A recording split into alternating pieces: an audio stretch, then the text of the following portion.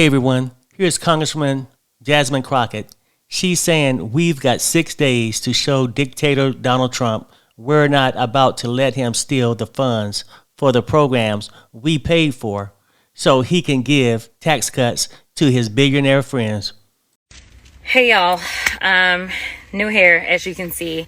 I am headed in for my swearing in. I am late, but I absolutely promised that I was going to go live so that I could talk about this bullshit that's popping off. So, in short, as I attempted to say over and over and over in the campaign, this is a white supremacy agenda that was laid out in Project 2025. If you go back on YouTube and look at some of the clips of various members in committee asking people, such as the guy that they're trying to put over the OMB, he is somebody that I question for sure about this Project 2025 agenda because he is one of the authors of Project 2025. I am trying to tell you that they don't care about the middle class. So number one, Democrats need to stop saying that we didn't have a middle class agenda. No, our middle class agenda has been taking care of people for a very long time. And I'm going to be clear, it's not just a middle class agenda, it is a poor folk agenda as well. So the idea that people right now are struggling, not knowing whether or not Head Start will actually be available so that they can go out and work, and then the next thing you know, we know that the Republicans are going to say you need to pick yourself up by your bootstraps, even though you can't go to work and you want to go to work. I just tweeted not too long ago about the fact that our unemployment numbers are going to go up. We are headed for a full-on recession. And that is not me trying to be an alarmist. That is me trying to get you to pay attention. So most of you are wondering, what can you do? Well, what we should have done was on November 5th, but nevertheless, this is where we are. So what do we do next? Well, number one, there's a lot of organizations that have decided they are going to engage in litigation. We also need to be supportive of our attorney generals in the good states. The good states are the ones that have this all together. Now, the poor states haven't jumped in this. And frankly, if we get court rulings that benefit the whole country, those poor states like Mississippi, like Louisiana, the ones that rely on the states that bring in the money, like California, etc., then you know what?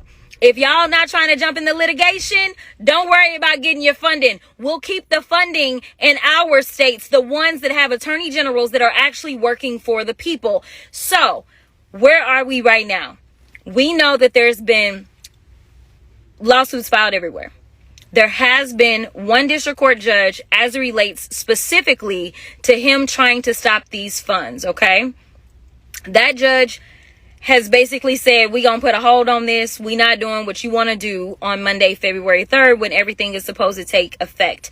Now, the questions are like, what will it impact? Because they got their new little press secretary. She got up there. She lied through her teeth. She's just a good MAGA because only loyalists are allowed to be involved. She did not want to answer the questions. They said if it was benefits that go directly to the people, then the benefits will still go directly to the people. The reality is that when they put out the memo, it contradicted what she said. So who knows what all they are trying to go after. It does seem as if SNAP benefits will be on the cutting block. And again, you can go back and watch video footage of me talking about the fact that rural America uses more SNAP benefits than urban America, but urban America seems to get it right when it comes to voting. Rural America, I need you to wake up, because if for some reason you can't put food on your table, just know who you need to blame.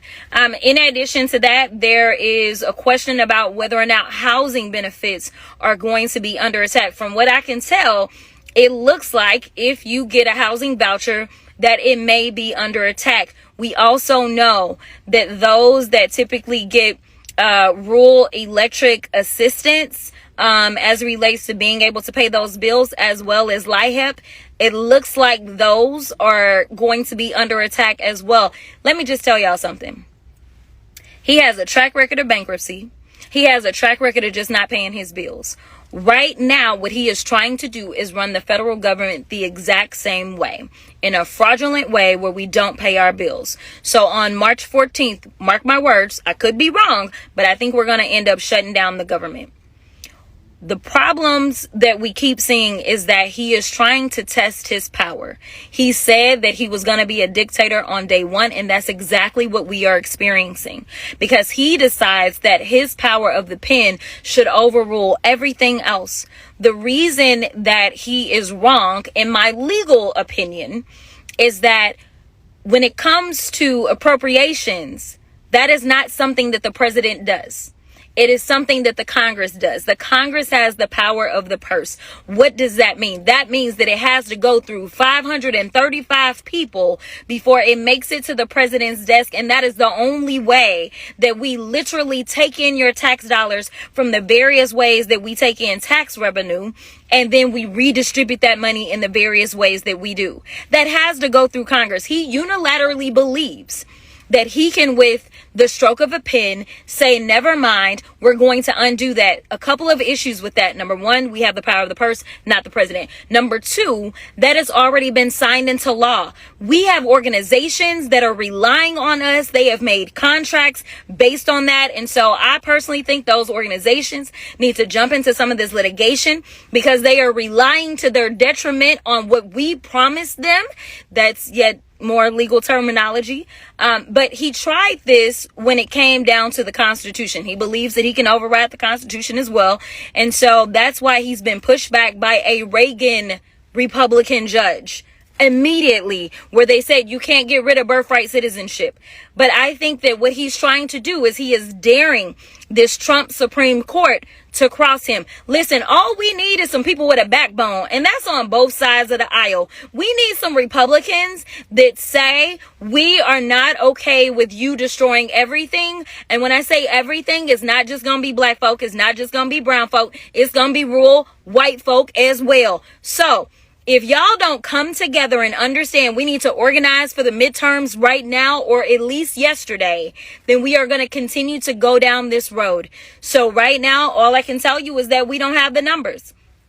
I'm going to do everything that I can to say the Democrats need to stand together, and we need not give them anything, because if they are not promising to do right by us, not to mention even if we engage in negotiations, if he feels like he can just go ahead and take all the Democratic priorities out of whatever, then we also are going to be losing. So right now, I know everybody is panicked. I know everyone is upset, and I completely understand.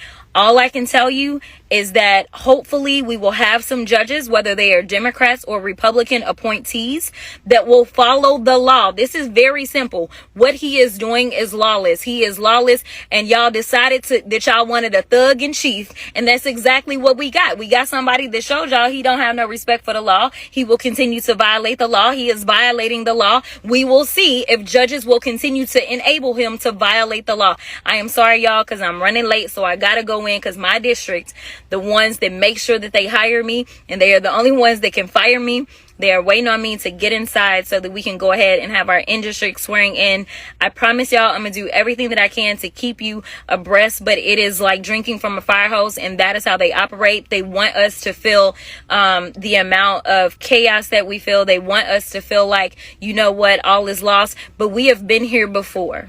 We have had a civil rights movement, and we won that. We will win again if we just pull together. Stop letting them divide us. This isn't about whether or not you agree that black people should have jobs, whether women should have jobs, whether you agree on reproductive access, whether you agree that those that are struggling should have access to food, whether you agree that those that are struggling should have access to childcare, whether you think our seniors should get Meals on Wheels and should be able to eat. It's not about whether or not you agree with any of that. And I would hope that we all agree with decency, but it seems like decency went out the window in this country. But you have to understand that if they can attack one of us, they can attack all of us. So stop letting them divide you over things like trans folk, because guess what? Everybody that got upset about the trans folk, listen, that's now impacting whether or not you have food, or everybody that was convinced that the immigrants were taking the black jobs, so to speak. But now we got people that aren't showing up to the farms, and now we have record prices when it comes to eggs. And now he wants to say, you know what, CDC, you're not allowed to send out information about things such as